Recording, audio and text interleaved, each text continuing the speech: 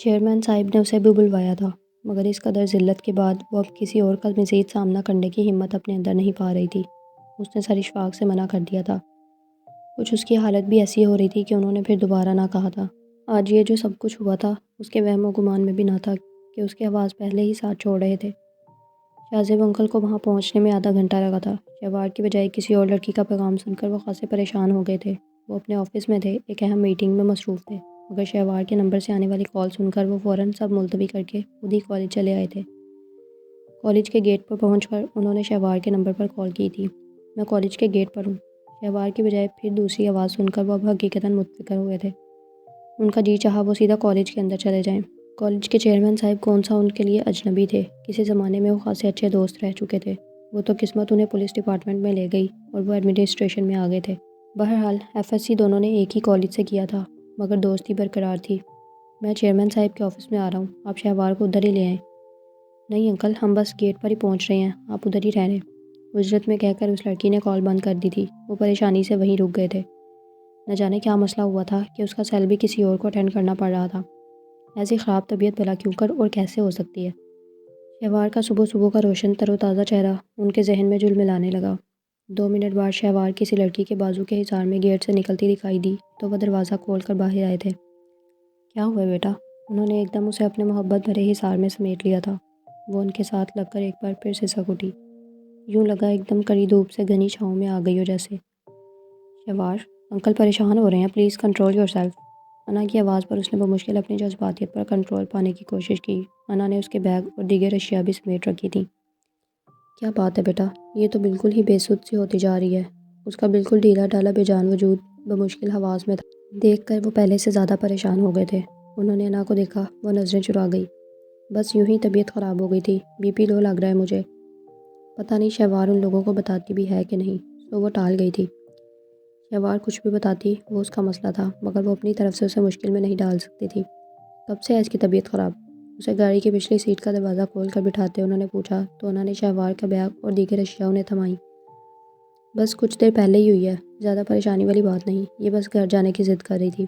اس نے اپنی طرف سے ان کی تشویش کم کرنا چاہی، مگر ان کے چہرے پر شاہی پریشانی ہنوز برقرار تھی۔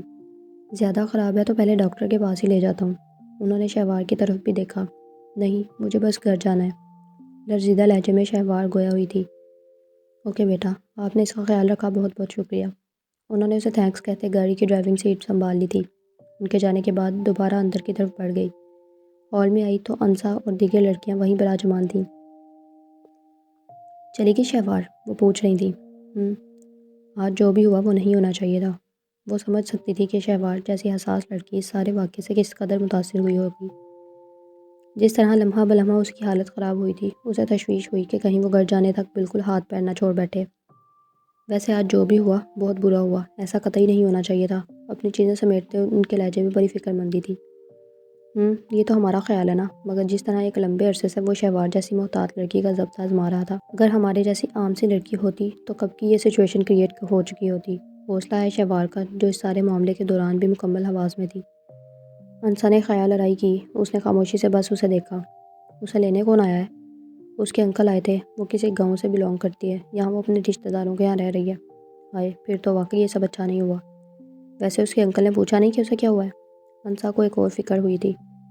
پوچھ رہے تھے، میں نے ٹال دیا، نہ جانے شہوار ان لوگوں سے معاملہ ڈسکس کرنا بھی چاہتی ہے یا نہیں۔ خواہ معاملہ بگڑتا، کسی کے ہاں رہ رہی ہے، ایک اور پریشانی کھڑی ہو جاتی اس کے لیے۔ بہت اچھا کیا تم نے۔ ویسے چیئرمین صاحب کے پاس معاملہ پہنچا ہے۔ ہاشم اینڈ گروپ یوں راہ چلتوں پر حملہ کرنے والے بھی نہیں ہیں، ایک عرصے کا ساتھ ہے، یقیناً معاملہ طویل ہوگا۔ چیئرمین صاحب شہوار سے ضرور بات کریں گے۔ انسا کے ساتھی نے بھی حصہ لیا۔ اللہ کرے سب خیریت رہے، یہ ایاز جیسے لوگ زمین پر بوجھ ہیں، کالج کی شاید ہی کوئی لڑکی ہو جو اس کی ستائی ہوئی نہ ہو۔ اچھا ہے، اس سے سوال جواب ہونے چاہیے۔ مجھ سے اگر کوئی مشورہ مانگے تو میں صاف کہوں گی کہ اسے کالج سے نکال کر باہر کریں۔ اگر سر نے اسے ریلیف دینے کی کوشش کی تو ہاشم لوگ یہ برداشت نہیں کریں گے۔ ایاز نے ان لوگوں پر حملہ کر کے خود اپنے ساتھ دشمنی نبھائی ہے۔ وہ جدی پشتی جاگیردار گھرانے کا لڑکا ہے، ان کے ہاں تو دشمنیاں ایسے نبھائی جاتی ہیں جیسے محبوبہ سے دوستیاں۔ انسا کی مثال ایسی تھی کہ ایسے ماحول و گفتگو میں بھی انا کے ہونٹوں پر مسکراہٹ بکھر گئی تھی۔ یہ کیا مثال ہوئی بھلا؟ انسا کی فرینڈ نے حیرت سے اسے دیکھا، وہ جھینک گئی تھی۔ میرا مطلب ہے کہ ان کی دشمنیاں بڑی لمبی چلتی ہیں، ایاز اس کے ساتھ پنگا لے کر ساری عمر پچھتائے گا، یہ عام لوگ نہیں ہیں۔ بڑا پتہ ہے تمہیں ہاشم کے بیک گراؤنڈ کا، خیر ہے نا؟ اس کی دوست نے اسے سر سے پاؤں تک دیکھا تو اس نے فائل اٹھا کر اس کے سر پر دے ماری۔ بالکل خیر ہے، تم لوگوں کو شاید علم نہ ہو کہ ہاشم میرا چچا زاد ہے، بالکل سگا۔ وہ دھماکہ کر کے کتابیں اٹھا کر مسکراتے ہوئے اپنی دوستوں کی حیرت کو دلچسپی سے دیکھ رہی تھی۔ بھائی واقعی؟ انا ان کی باتوں سے کچھ پرسکون ہوئی تھی، ورنہ اسے لگ رہا تھا مسلسل ایک ہی واقعے کو سوچ سوچ کر اس کا دماغ پھٹنے والا ہے بس۔ کیسی بے وفا بے مروت لڑکی ہو تم، اتنا عرصہ تم ہمارے ساتھ تھی اور تم نے منہ سے بھانپ تک نہ نکالی۔ ان کی فرینڈ آستین چڑھا کر اس پر چڑھ دوڑی تھی۔ وہ بھی اس لیے کہ ہمارے والد محترم کی اپنے بھائی صاحب سے برسوں سے چپکلش چلی آ رہی ہے۔ اس سال ہی دونوں طرف سے بھائی چارے کی فضا دوبارہ قائم ہونے کے اقدامات کیے گئے ہیں، جس کی ایک کڑی ہاشم کے ساتھ میری بات ٹھہرانے کا فیصلہ ہے۔ اللہ، تم اتنا کچھ ہم سے چھپا کے بیٹھی رہی، آج تک ہم سے ایک لفظ نہ کہا۔ ہم تمہیں اس طرح معاف کرنے والی نہیں۔ تم لوگوں کو بتانے کا مطلب تھا کہ تم پورے کالج میں ڈنڈورا پیٹ دیتی، اب بھی بتانے کا مطلب صرف پوزیشن کلیئر کرنا ہے۔ ابھی مجھے ایگزامز تک اسی کالج میں گزارا کرنا ہے، اس لیے تم لوگ اپنی زبانیں بند رکھو گی۔ خواہ ٹریٹ لیے بغیر تو ہم ٹلیں گے نہیں، اس کی دوستوں نے روک ڈالا۔ اوکے، ایاز اور ہاشم والا معاملہ کلیئر ہو جانے تو پھر زبردست ٹریٹ دوں گی۔ اس نے فوراً حامی بھر لی تھی۔ لگتا ہے اس سارے ہنگامے کی وجہ سے باقی پیریڈز اب نہیں ہوں گے، ویسے بھی کل جمعہ ہے، ہاف ڈے ہے، آج کا دن بھی ضائع ہو گیا۔ نجمہ اطلاع دے کر گئی ہے کہ تمام ٹیچرز اینڈ پروفیسرز کی چیئرمین صاحب کے ساتھ فوری میٹنگ ہے، جس کا ایجنڈا ہاشم اینڈ ایاز والا قصہ ہے۔ اور نجمہ یہ بھی بتا رہی تھی کہ یہ لوگ بھی پروفیسر اور دیگر لوگوں سمیت میٹنگ روم میں لے جائے جائیں گے۔ انسا کی دوست سائکا نے بھی بتایا تو انا نے ایک گہرا سانس لیا۔ نہ جانے اب یہ قصہ کیا کروٹ بدلتا ہے۔ اسے رہ رہ کر شہوار کا خیال آ رہا تھا۔ اس نے سوچا کہ گھر جا کر وہ روشی کے ساتھ لے کر شہوار کی طرف جائے گی۔ ایک دفعہ اس نے شہوار سے اس کا مکمل ایڈریس لیا تھا۔ یہ فیصلہ کرتے، اپنے اعصاب کو ریلیکس کرتے، وہ انسا وغیرہ کی طرف مکمل طور پر متوجہ ہوئی تھی۔ گھر آ کر انہوں نے گاڑی روکی تو تشویش بھری نظروں سے بیک ویو میرر سے شہوار کی طرف دیکھا۔ وہ آنکھیں بند کیے سارا رستہ سیٹ کی پشت سے سر ٹکائے خاموش رہی تھی۔ انہوں نے ایک دو بار پریشان ہو کر پکارا بھی، مگر اس کی جانب سے جواب تو ایک طرف جنبش تک نہ ہوئی تھی۔ انہوں نے جلدی سے دروازہ وا کرتے پچھلی سیٹ کی طرف کا دروازہ کھول کر اندر کی طرف جھکتے اسے پکارا، شہوار، شہوار بیٹا۔ انہوں نے اس کے کندھے پر ہاتھ رکھا تھا، مگر وہ مکمل طور پر بے سود تھی۔ انہوں نے جلدی سے اسے باہر نکالتے اندر کی طرف قدم بڑھائے تھے۔ آئے صاحب جی، بی بی جی نو کی ہویا سی؟ رخشندہ باہر ہی تھی، ایک دم شور مچانے لگی تھی۔ وہ ارد گرد دیکھے بغیر اندر بڑھے تھے۔ بیگم صاحبہ کو بھیجو، جلدی کرو، اپنے کمرے کی طرف قدم بڑھاتے انہوں نے رخشندہ سے کہا تھا۔ پر گھر میں تو کوئی بھی نہیں، بڑی بیگم صاحبہ تے لائبہ بی بی کسی عزیز سے گئے ہوئے نے، عادلہ بھابی تے کل دے اپنے میکے گئے ہوئے نے۔ اپنے کمرے میں لا کر انہوں نے اسے بیڈ پر لٹا دیا۔ تم اس کو دیکھو، بلکہ پانی لے کر آؤ، اسے ہوش میں لانے کی کوشش کرو۔ انہوں نے اس کے پاس ہی بیٹھ کر اس کا چہرہ تپتپایا تو رخشندہ نے فوراً سائڈ میں پڑا گلاس اٹھا کر باتھ روم کا رخ کیا تھا۔ پانی لا کر اس نے گلاس شاہ زیب صاحب کو تھما دیا۔ انہوں نے اس کے منہ پر چھینٹے مارے، ناک دبائی، ہاتھ پیر رخشندہ مسل رہی تھی، مگر سب بے سود تھا۔ اف، ان کی تشویش میں مزید اضافہ ہوا تھا۔ صاحب جی، بی بی جی نو کی ہویا سی؟ وہ اٹھ کر جیب سے موبائل نکال کر کال میں لانے لگے تھے۔ رخشندہ شہوار کو اس طرح دیکھ کر اور بھی پریشان ہو چکی تھی۔ ہاں زبیری، میں شاہ زیب بول رہا ہوں، ایمرجنسی ہو گئی ہے۔ نہیں، گھر پر ہوں، فٹافٹ پہنچو۔ نہیں، تمہاری بھابھی تو ٹھیک ہیں، شہوار بیٹی کی طبیعت خراب ہے۔ ہاں بے ہوش ہے، میں تمہارے آنے تک کوشش کرتا ہوں۔ رخشندہ دل جمی سے اس کو ہوش میں لانے کی جتن کر رہی تھی۔ انہوں نے شہوار پر ایک نگاہ ڈال کر پھر نمبر ملائے تھے۔ کہاں ہو تم لوگ؟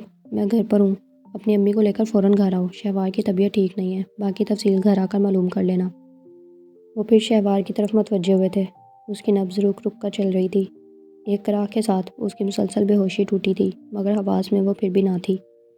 کراہ کے بعد اس کی طرف سے پھر خاموشی تھی۔ ڈاکٹر زبیری تھوڑی دیر میں پہنچ گئے تھے۔ آتے ہی انہوں نے اس کی ہارٹ بیٹ اور نبض چیک کرنے کے بعد اسے ایک انجیکشن لگایا تھا۔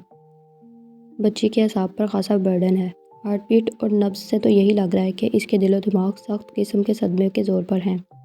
نہیں، ایسی تو کوئی بات نہیں، صبح صبح کالج گئی تھی، ٹھیک ٹھاک تھی۔ خدا نخواستہ گھر میں بھی کوئی مسئلہ نہیں ہے کہ یہ پریشان ہو۔ کالج میں ہی اس کی طبیعت خراب ہوئی تھی، کسی دوست نے مجھے اس کے نمبر سے کال کی تھی، میں فوراً جا کر لے آیا، تب سے اب تک یہ بے ہوش ہے۔ اوہ، وہ پھر شہوار کی طرف متوجہ ہو گئے تھے۔ اسے تھوڑی کوشش کے بعد ہوش تو آ گیا تھا، مگر اس کی کنڈیشن ایسی تھی کہ ڈاکٹر زبیری نے اسے انجیکشن لگا کر سلا دیا تھا۔ ٹھیک ہو جائے گی، چند گھنٹے اسے آرام کرنے دیں، ڈسٹرب نہ کریں، جب اٹھے تو بار بار پوچھ کر پریشان نہ کریں۔ آرام اور سہولت سے پوچھیے گا کہ کیوں پریشان ہے۔ اس کی طرف سے مطمئن ہوتے انہوں نے شاہ زیب علی صاحب کو بھی تسلی دی تھی جو مسلسل ٹینشن کا شکار تھے۔ انہوں نے ہنکارا بھرا، تبھی گاڑی رکنے اور پھر 2 منٹ بعد افشاں لائبہ اور مہرونسا بیگم کمرے میں داخل ہوئیں۔ کیا ہوا ہے؟ ڈاکٹر صاحب کو سرسری سلام کرتے وہ فوراً بستر کی طرف لپکی تھی۔ سوتی ہوئی شہوار کو دیکھ کر وہ گھبرا گئیں۔ کیا ہوا اسے؟ یہ کیوں ایسے لیٹی ہوئی ہے؟ ٹیک اٹ ایزی بھابی، یہ بالکل ٹھیک ہے۔ بی پی لو ہونے کی وجہ سے بے ہوش ہو گئی تھی۔ میں نے بی پی کنٹرول کرنے کے لیے انجیکشن لگا دیا ہے۔ اب اس کے اعصاب نارمل ہو رہے ہیں، نیند میں ہے۔ 1-2 گھنٹے کے بعد بیدار ہوگی تو بالکل ٹھیک ٹھاک ہوگی۔ ڈاکٹر زبیری نے مہرونسا بیگم کو بھرپور تسلی دی تھی۔ شکر ہے مولا کا، لائبہ نے بتایا تو میں سن کر ہی پریشان ہو گئی، مگر یہ تو کالج گئی تھی نا، آپ کو کہاں مل گئی؟ اب کہ انہوں نے حواس بحال کرتے صورتحال سمجھتے پوچھا تھا۔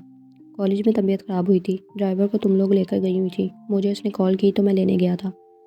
لائبہ بھابی بھی پرتشویش نظروں سے آنکھیں بند کیے لیٹی شہوار کو دیکھ رہی تھیں۔ مگر اس کی طبیعت کیوں خراب ہو گئی؟ صبح تو ٹھیک ٹھاک تھی۔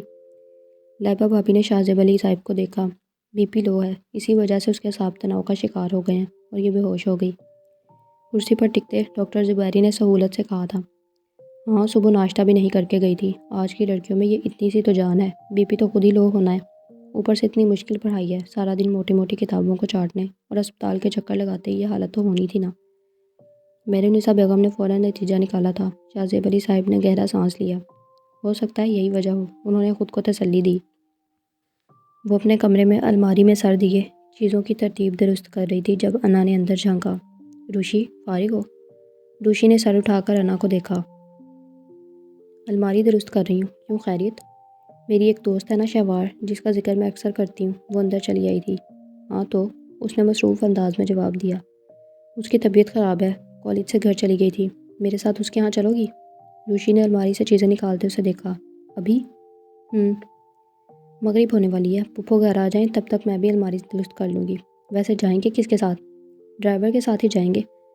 تم یہ چیزیں رہنے دو نا، جلدی سے تیار ہو جاؤ، میں بھی چینج کر لیتی ہوں۔ ابھی مغرب میں آدھا گھنٹہ ہے، ابھی نکلیں گے تو جلدی واپسی ہو جائے گی، میں اس کو فون کر دیتی ہوں۔ تم ان کو کال کر کے پہلے پرمیشن لے لو، میں اتنی دیر میں یہ سب اندر رکھتی ہوں۔ وہ اپنے کمرے میں چلی آئی تھی۔ ماما کو کال کر کے شہوار کا بتا کر اس نے اجازت لی تھی۔ انہوں نے کئی ہدایات کے بعد اجازت دے دی تھی۔ دونوں تیار ہو کر گاڑی میں آ بیٹھی تھی۔ منصور خان کو ایڈریس دے کر اس کو چلنے کا کہا۔ وہ پہلی بار شہوار کے گھر جا رہی تھی۔ رستے میں اس نے پھولوں کا بکے لے لیا تھا۔ ایڈریس تو آسان تھا۔ آدھے گھنٹے بعد ڈرائیور نے گاڑی ایک خوبصورت پرشکو عمارت کے سامنے روکی۔ شاہ زیب پیلس کے الفاظ کی تختی سامنے لگی دیکھ کر انا اور روشی باہر نکل آئی تھیں۔ ایک باڈی گارڈ گیٹ پر تھا۔ تم ماما کو پک کر لینا، 1 گھنٹے بعد ہمیں لینے آ جانا۔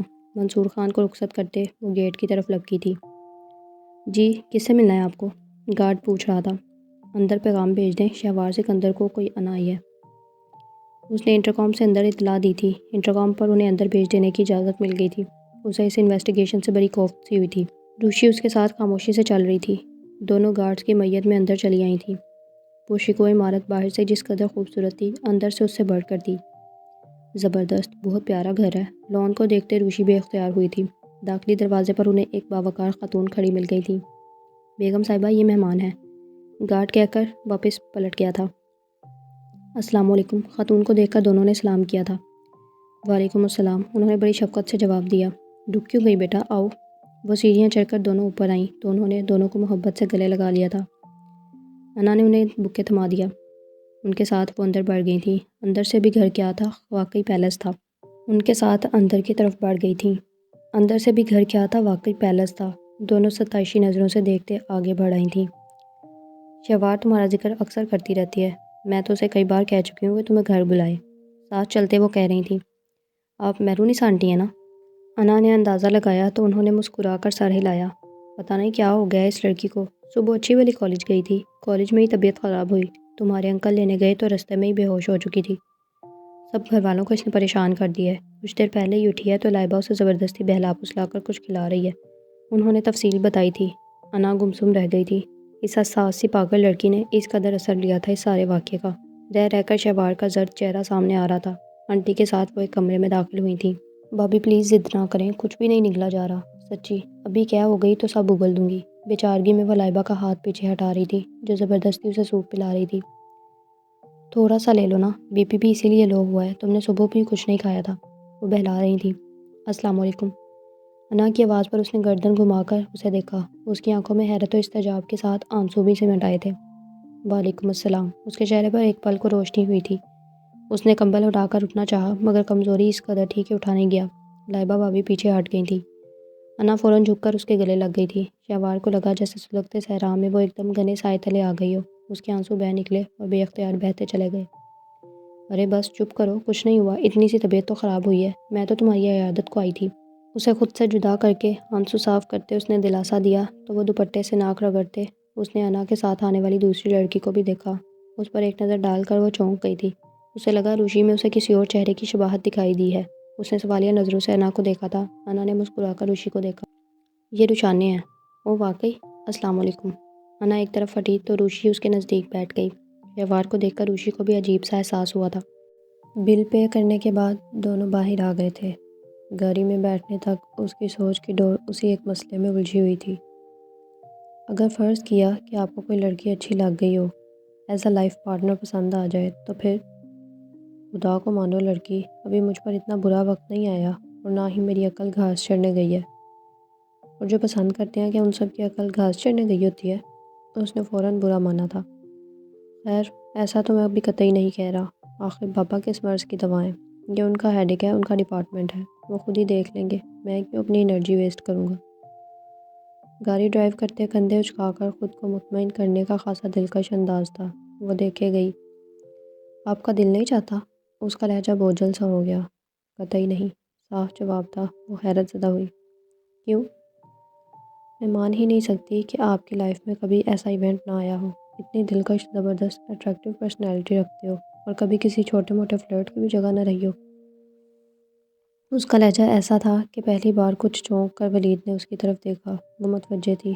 ولید کی گہری آنکھوں کی بے پناہ چمک محسوس کرتے وہ فوراً سر جھکا گئی تھی۔ اتنی بحث کس سلسلے میں؟ اور تم سننا کیا چاہ رہی ہو؟ مسلسل ایک ہی ٹاپک پر اسے جمے مسلسل بحث کرتے دیکھ کر وہ بھی ٹھٹک گیا تھا۔ انا وقار احمد ایک دم گھبرا گئی۔ بس یوں ہی، وہ منمنائی۔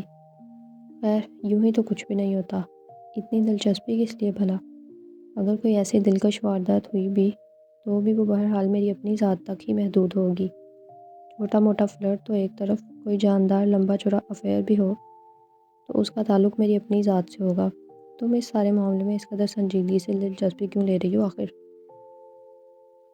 اف، غلطی ہو گئی، وہ بھی بڑی سنگین قسم کی، جو آپ سے پوچھ لیا، بات ہی پکڑ لی ہے آپ نے۔ نہیں بتانا چاہتے تو مت بتائیں۔ زبردستی تھوڑی ہے۔ اس نے خاصا برا مان کر منہ پھلایا تھا۔ اس کو یوں منہ پھلاتے دیکھ کر ولید بے اختیار ہنس دیا تھا۔ کبھی کبھار تو تم بالکل بچوں کی طرح ریئیکٹ کرتی ہو۔ ہاتھ بڑھا کر اس کے بال پکڑے وہ اپنی جگہ ساکت رہ گئی۔ آپ نے جو بڑے دادا اباؤں والا مزاج اختیار کر لیا وہی کافی ہے۔ کافی پل بعد سنبھل کر جواب دیا تھا۔ شادی کی شاپنگ کہاں تک پہنچی؟ اس نے فوراً موضوع بدلا، جسے صاف محسوس کرتے انا کا لہجہ خود بہت سنجیدہ ہو گیا۔ بس ہو ہی رہی ہے، ماما روشی تو کر ہی رہی ہے نا۔ اس نے کھڑکی کی طرف منہ کر لیا تھا۔ ولید اسے باہر کی طرف متوجہ ہوتے دیکھ کر خود بھی چپ رہا تھا۔ کبھی کبھار اس شخص کا یہ سنجیدہ بڑے اباؤں والا انداز اسے بڑا ہرٹ کرتا تھا اور خود بخود اس کی آنکھوں میں نمی آ جاتی تھی۔ اور اب بھی ایسا ہی ہوا تھا۔ آنکھوں کی نمی کو غیر محسوس انداز میں چادر کے پلو سے صاف کیا۔ پتہ نہیں یہ شخص ہی اتنا کم فہم ہے یا میں ہی پاگل ہوں۔ وہ خود سے ہی ناراض ہو چکی تھی۔ اس نے سوچ لیا کہ اب وہ اس شخص سے کچھ بھی پوچھنے کی غلطی نہ کرے گی اور نہ ہی اسے اتنی اہمیت دے گی۔ اپنے جذبات پر بمشکل قابو پاتے اس نے خود سے عہد کیا تھا۔ وعلیکم السلام۔ شہوار بے اختیار اس کے گلے لگ گئی۔ مجھے بہت شوق تھا شہوار آپ سے ملنے کا۔ انا نے اتنی تعریفیں کر رکھی ہیں کہ جس کی کوئی حد نہیں۔ روشی نے بے پناہ محبت و اپنائیت سے کہتے اس کے ہاتھ دبائے۔ مہرالنساء اور لائبہ دونوں مسکراتی نگاہوں سے تینوں کو دیکھ رہی تھیں۔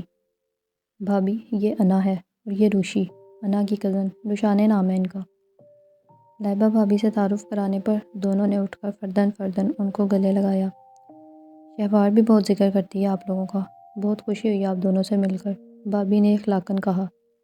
یہ انا بیٹی تمہارے لیے لائی ہے شہوار۔ مہرالنساء آنٹی نے ہاتھوں میں تھاما بوکے اس کی گود میں رکھ دیا تھا۔ تازہ سرخ گلابوں کو دیکھ کر اس نے بڑی ممنوع اور مجروح نگاہوں سے اسے دیکھا۔ وہ مسکرا دی۔ روشی نے بغور شہوار کو دیکھا۔ وہ اسے حزن و غم میں ڈوبا نہایت خوبصورتی اور دلکشی سے تراشا ایک بلوری مجسمہ لگی جو ذرا سی ٹھیس سے ٹوٹ سکتا ہو۔ دوپٹہ سر سے اترا ہوا تھا جس کی وجہ سے اس کے کالے گھنے بالوں کی چٹیا پر اس کی نگاہ پڑی۔ انا کی زبان سے وہ اس کے حسن کے قصیدے سن چکی تھی، مگر اسے لگا وہ سب تو بہت کم تھا۔ وہ حقیقتاً بہت حسین تھی۔ عجیب سی کشش تھی اس کے وجود میں، بے پناہ مقناطیسیت۔ اسے اپنا دل لوہے کا ٹکڑا محسوس ہوا جو اس طرف کھنچا چلا جا رہا تھا۔ تم لوگ باتیں کرو، میں کچھ کھانے کو لاتی ہوں۔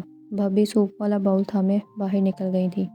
مہرونسا بیگم بھی انہیں بے تکلفی سے بیٹھنے کا کہتے مغرب کی نماز پڑھنے نکل گئی تھیں۔ کیا ہو گیا تمہیں یار؟ یہ سب کچھ نیا تو نہیں نا؟ ٹھیک ہے جو بھی آج ہوا یہ بہت زیادہ ہے، مگر تمہیں خود کو سنبھالنا ہوگا۔ تمہارے انکل نے تمہاری طبیعت کی خرابی کی وجہ پوچھی اور میں نے کچھ نہ کہا، مگر وہ پریشان ضرور ہو گئے تھے۔ وہ اس کے پاس ہی بیٹھی اس کے دونوں ہاتھ تھامے محبت سے کہہ رہی تھی، جبکہ روشی نہ سمجھی سے دونوں کو دیکھ رہی تھی۔ کیسے سنبھالوں خود کو؟ یوں لگتا ہے جیسے سارے زمانے کا گند وہ بدباطن شخص میرے چہرے پر مل گیا ہے۔ مر جانے کو جی چاہ رہا ہے۔ ایسی ذلت اور رسوائی، مائی گاڈ! وہ پھر بری طرح رو دی۔ روشی بڑی حیرانی سے دونوں کی گفتگو سن رہی تھی۔ وہ کچھ بھی نہ سمجھ پائی تھی۔ میں نے ہمیشہ سر اٹھا کر زندگی گزاری ہے، پھونک پھونک کر قدم رکھا ہے، اور آج میری ذات سے متعلق پورے کالج نے وہ ڈرامہ دیکھا ہے جس کا تصور میں مر کے بھی نہیں کر سکتی۔ جی چاہتا ہے کہ ابھی موت آ جائے۔ نہ جانے چیئرمین صاحب اس واقعے کو کس طرح لیتے ہیں۔ وہ انکل کے دوست ہیں، اگر بات بڑھ گئی تو انکل تک بھی پہنچے گی اور میں اپنی ہی نظروں میں گر جاؤں گی۔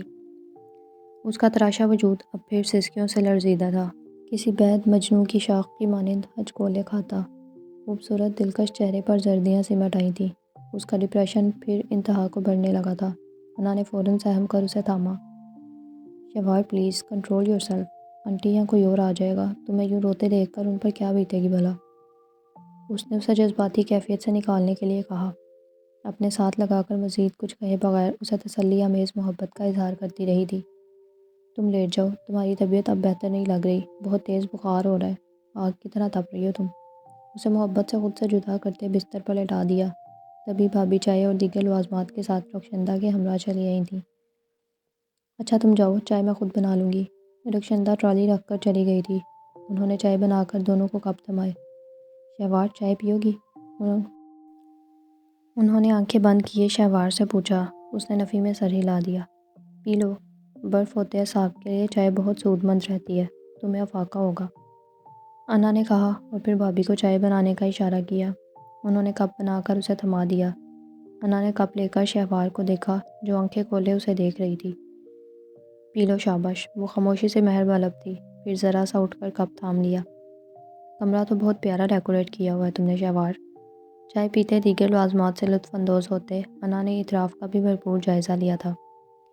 یہ ہماری ماں جی کا کمرہ ہے، شہوار کا کمرہ تو دوسرا ہے، بھابھی خود بھی چائے پیتے بتا رہی تھیں۔ اوہ ویری نائس۔ روشی کی نگاہوں میں توصیف تھی۔ آپ روشی بالکل خاموش بیٹھی ہوئی ہیں، کچھ اپنے بارے میں بھی بتائیے۔ بھابھی کے سوال پر شہوار نے بھی اس کی طرف دیکھا۔ میں انا کے ماموں کی بیٹی ہوں، ہم دو بہن بھائی ہیں، ولید بھائی مجھ سے بڑے ہیں۔ ہماری والدہ کا انتقال بہت کم عمری میں ہی ہو گیا تھا۔ بقول بابا کے تب میں 2 سال کی تھی۔ اپنی ساری لائف ہم نے امریکہ میں گزاری ہے۔ بابا 2 سال پہلے پاکستان شفٹ ہوئے ہیں، جبکہ ہم ابھی کچھ عرصہ قبل ہی آئے ہیں۔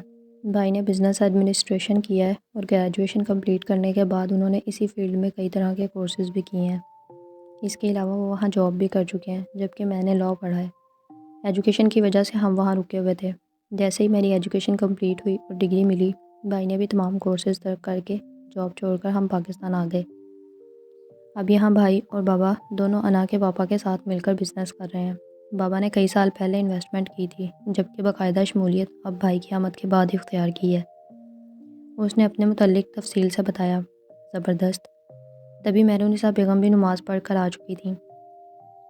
ان کے پاس ہی بیٹھ گئیں اور باتوں کا ایک خوبصورت سلسلہ چل نکلا تھا، جس پر انا شرارت سے کہنے لگی، ان محترمہ کا ایک تعارف یہ بھی ہے کہ یہ عنقریب ہمارے اکلوتے بھائی احسن کی دلہن بننے والی ہے، اور اگلے ماہ شادی ہو رہی ہے۔ انا نے شرارتی نگاہوں سے روشی کو دیکھتے کہا تو وہ بری طرح جھیم گئی۔ شہوار کو اس کا یہ شرماتا روپ بڑا دلکش لگا۔ ویل ڈن، کانگریچولیشن، بھابھی نے دل سے مبارکباد دی۔ میں شادی میں انوائٹ کروں گی آنٹی، آپ سب نے آنا ہوگا۔ انا نے کہا۔ جی ضرور بیٹا، تم شہوار کی واحد دوست ہو، تم ہمارے گھر آئیں، مجھے تو بڑی خوشی ہوئی تمہیں اپنے ہاں دیکھ کر۔ مہرونیسا بیگم نے بھی بڑے خلوص کا مظاہرہ کیا تھا۔ آنٹی، میں آپ کی اس بیٹی کو کئی بار اپنے گھر آنے کی آفر کر چکی ہوں، مگر یہ کبھی حامی تک نہیں بھرتی۔ آپ اسے لے کر بھابھی کے ہمراہ کسی دن آئیے گا نا؟ یقین مانیے مجھے بہت خوشی ہوگی۔ اس نے بھی خلوص سے دعوت دی تھی۔ ہاں ضرور آئیں گے، اب تم کہہ رہی ہو نا، شہوار منع بھی کرے گی تو بھی ہم اسے کھینچ کر لے آئیں گے، بھابھی نے دلاسا دیا۔ انا کے آنے اور اس کے دلاسا دینے سے شہوار کا ذہن وقتی طور پر بٹ گیا تھا۔ لائبہ، تم بچیوں کو گھر دکھاؤ، جب سے آئی ہیں ایک ہی جگہ پر ٹک گئی ہیں، کوئی تکلف نہیں کرو بچیوں، تم لوگوں کا اپنا گھر ہے۔ ادھر ادھر کی باتوں کے بعد وہ اٹھ کھڑی ہوئی تھی۔ مرد حضرات کا گھر آنے کا ٹائم ہو گیا ہے، میں ذرا کچن دیکھ لوں۔ لائبہ، تم ان کو گھر دکھاؤ۔ جانے سے پہلے انہوں نے وضاحت کی تھی اور لائبہ کو تاکید بھی کی۔ آؤ شہوار، تم بھی ہمارے ساتھ چلو، انا نے بستر سے اٹھتے ہوئے کہا۔ نہیں، تم لوگ جاؤ، میرے جسم میں اتنی بھی طاقت نہیں کہ میں اٹھ کر بیٹھ جاؤں۔ ہاں، تم لوگوں کے ساتھ میں اپنے کمرے تک ضرور چلتی ہوں۔ وہ کمبل ہٹا کر چادر درست کرتے لائبہ کے سہارے بستر سے اتر آئی تھی۔ وہ چند گھنٹوں میں ہی بہت کمزور اور بیمار نظر آ رہی تھی۔ بھابھی کے ساتھ ساتھ انا نے بھی ایک طرف سے اس کا ہاتھ تھام لیا تھا۔ اس کے کمرے میں اسے لٹا کر کمرے کا جائزہ لے کر وہ باقی گھر دیکھنے لگ گئی تھی۔ لائبہ بھابھی بہت ملن نثار اور خوش اخلاق خاتون تھی۔ ان کے ساتھ گھر دیکھتے ہوئے بوریت نہیں ہوئی تھی۔ محل کی طرح بڑا سا گھر اور اس کے مطابق آرائش و زیبائش دیکھ کر دونوں متاثر ہوئی تھیں۔ ماشاءاللہ، بہت ہی پیارا گھر ہے آپ کا تو۔ روشی کئی مرتبہ یہ الفاظ دہرا چکی تھی۔ وہ دونوں واپس شہوار کے کمرے میں چلی آئی تھیں، تبھی رخشندہ آ گئی تھی۔ آپ کا ڈرائیور آ گیا ہے۔ ڈرائیور کا سن کر دونوں اٹھ کھڑی ہوئی تھیں۔ اپنا بہت سارا خیال رکھنا، 3-4 دن کالج سے چھٹی کر لو، صحت اچھی رہے گی۔ اس نے واپسی کے ارادے سے اٹھتے اسے نصیحت کی تھی اور پھر گلے لگا کر محبت سے ہاتھ دبائے تھے۔ وہ شہوار سے مل کر بھابھی کے ہمراہ باہر آئیں تو مہرونیسا بیگم چلی آئیں۔ تم لوگ اب کھانا کھا کر جانا، سب تیار ہے بیٹا، وہ بہت محبت سے کہہ رہی تھیں۔ جی ضرور، مگر ہم مزید نہیں رک سکتی، ماما مغرب کے بعد گھر سے نکلنے کے سخت خلاف ہیں۔ یہ تو ڈرائیور ساتھ ہے، ورنہ ماما کہیں نہیں جانے دیتی۔ پھر صحیح، پھر کسی دن چکر لگائیں گے نا؟ انا نے معذرت کی تھی۔ یہ اچھا نہیں لگتا بیٹا، گھر آئے مہمان کھانا کھائے بغیر چلے جائیں۔ انہوں نے اصرار کیا تو روشی ہنس کر ان کا ہاتھ تھام کر کہنے لگی، یقین مانیں آنٹی، پھوپھو بہت پریشان ہو رہی ہوں گی، کافی ٹائم ہو گیا ہے، ڈرائیور کے ساتھ واپس جانا ہے، ورنہ ساتھ کوئی بھائی ہوتا تو ہم ضرور رک جاتے۔ روشی کے انداز میں یا چہرے پر ایسی دلکشی تھی کہ وہ مبہوت ہو کر اس کی طرف دیکھے گئی تھی۔ روشی ان کے یکٹک دیکھنے پر سمجھی کہ ناراضی سے دیکھ رہی ہیں۔ چلیں، وعدہ رہا، نیکسٹ ٹائم ہم ڈے ٹائم آئیں گے اور سارا دن آپ کے ساتھ گزار کر کھانا کھا کر ہی جائیں گے۔ انہوں نے گہرا سانس لیا اور نگاہ چرا لی، مگر نگاہ بھٹک بھٹک کر صرف اسی ایک چہرے کا طواف کرنے لگ گئی تھی۔ انہوں نے بے پناہ اپنائیت و محبت سے اس کا چہرہ تھام کر چوم لیا۔ انہیں لگا کہ جیسے بے پناہ روشنی سی ان کے وجود میں اتر گئی ہو۔ ماشاءاللہ، بہت پیاری صورت دی ہے رب نے، اللہ مقدر بھی اچھے کرے۔ انہوں نے دعا دی اور روشی اس والہانہ پن پر گھبرا گئی تھی، ان کے گلے لگانے پر تھم سی گئی تھی۔ وہ دونوں ان کو گیٹ تک چھوڑنے آئی تھی۔ ان دونوں کو بے پناہ محبت اور دعا کے ساتھ رخصت کیا تھا۔